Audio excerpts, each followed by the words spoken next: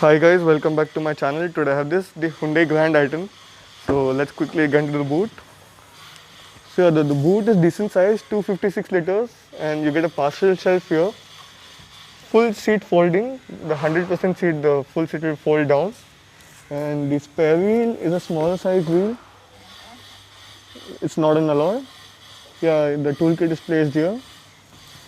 So now you guys would be wondering, like, there's the Grand i10 Neos in the market, and why am I reviewing the Grand i10?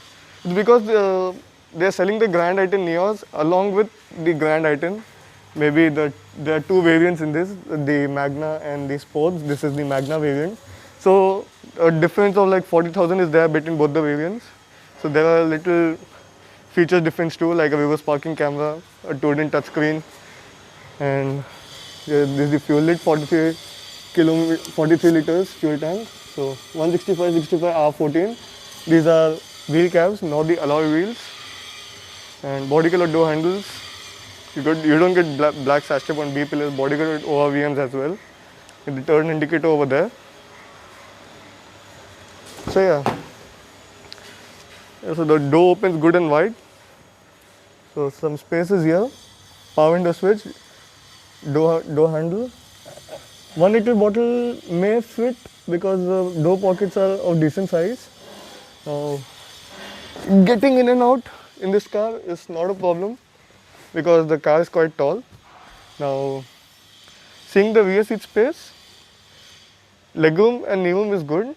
Under thigh support is decent, I would say, and headroom is also good because the car is quite tall and there is no center armrest. 3 people will fit comfortably because the cabin is wide enough to sit 3 people, and there isn't much, like there is no transmission tunnel, and this is not coming too much back. This is the rear AC vents. So you get a handle here and a handle here as well. Yes.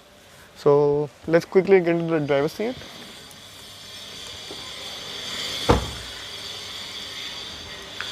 Alloy wheels are missing on this car. Even the daytime running lights are missing on this car. This is the fog light. This is the headlight.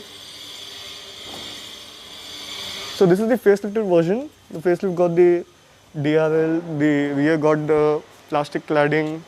So the older one, I think you must have seen in some of my videos, the old Grand i10. So yeah, the old Grand i10 looks much better in terms of exterior appeal. So yeah, power window switches. One touch for the driver side. This for electric adjust.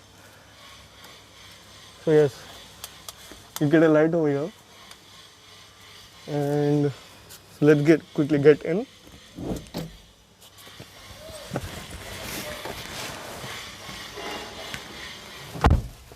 So the doors are of decent quality, I would say, not with that proper third. Twin cup holders here, some space here, manual handbrake, some space here as well. So let me show you the key first. You get lock and unlock. The sports variant, I think you have an option for the boot as well in the key. So this is the instrument cluster. Yeah.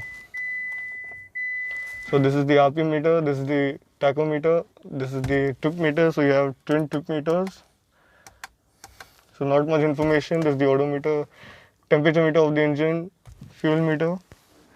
So yeah, this is the headlight leveler.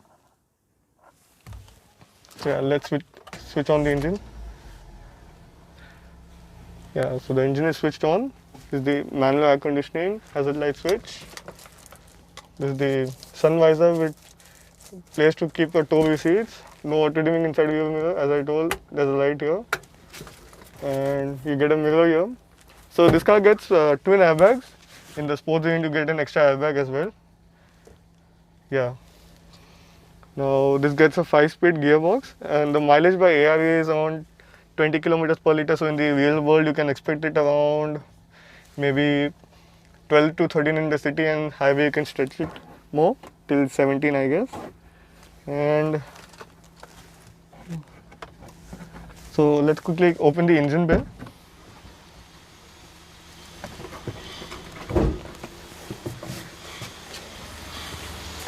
say before you had an option of a dual tone treatment as well, like you have the lower half the car in another color and upper half the car in another color. You had roof rail option as well. So the engine base quite light, no insulation.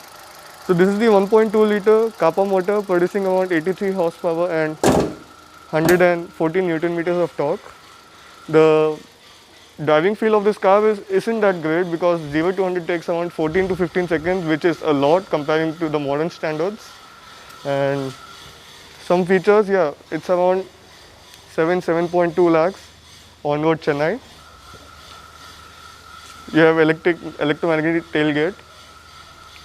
Yeah, some features could have been more, like they should have offered an audio system in the Magna.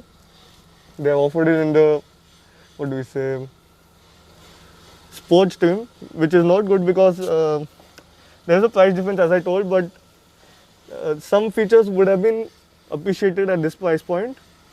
And so my final verdict on this car is, like, if you really want to purchase this car in the Indian market, it's the sports trim would be better because you're just paying around 40 grand more, and you get some good features like reverse parking sensors, reverse parking camera, and you get a 7-inch touchscreen with Android Auto, Apple CarPlay, with Bluetooth connectivity, and alloy wheels as well. So I would say if you really want to buy this car, you can go for the sports variant. Either if you really are not interested in this, even the Grand i10 Neos is a good choice because it is the next version, the next generation of the Grand i10. So it has some good features and it's better in terms of looks as well. So thank you so much. Please do like, comment and subscribe.